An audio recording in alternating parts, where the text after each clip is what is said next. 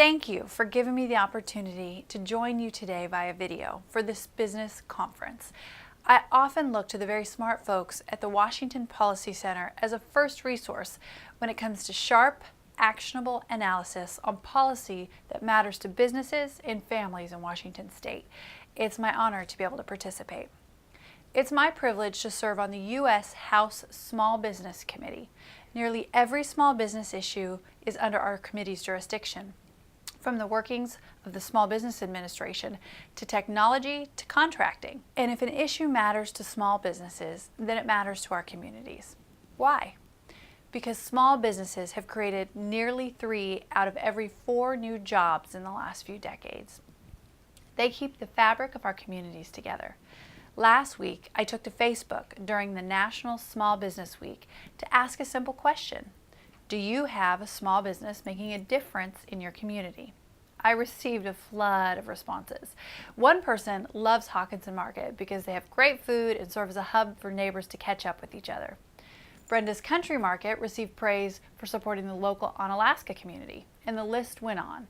It was a small glimpse into what I hear all the time when I'm in our communities. Recent polling has found that 3 out of every 4 people believe that small businesses have a positive influence on the country and on our economy. So we should be doing everything possible to clear the way for small businesses to succeed, right? Unfortunately, they face far too many obstacles. Far and away, the number one issue they raise is the uncertainty over the massive healthcare law.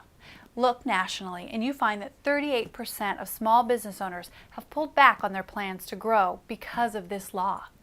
41% have frozen their hiring due to the healthcare law. And this doesn't just impact the business owners, it has widespread impacts on the employees and the communities that they serve. We're months away from the rollout of the state health exchanges, yet many businesses that I talk to still can't get a straight answer on how all of the new rules will work.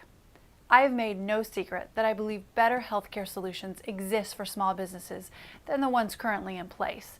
But until we can replace this law with a better one that actually fixes our healthcare system, the first step is to try and find answers and to try and clear up some of the confusion about what this current law means to small businesses. I believe today's conference is an important piece of that puzzle. It's not just the healthcare law that weighs down on small businesses. With piles of paperwork to fill out, an alphabet soup of agencies to report to, and tax after tax that needs to be paid, too often we are punishing our entrepreneurs instead of supporting them. We need to recognize that small businesses are the driver of our economy and where a majority of our jobs come from. And keep in mind that small firms in the U.S. pay 67% more to comply with our tax laws than larger firms. That is money that can be used to open up a second store or increase employee salaries. I've made it my job to help them keep more of their hard-earned money.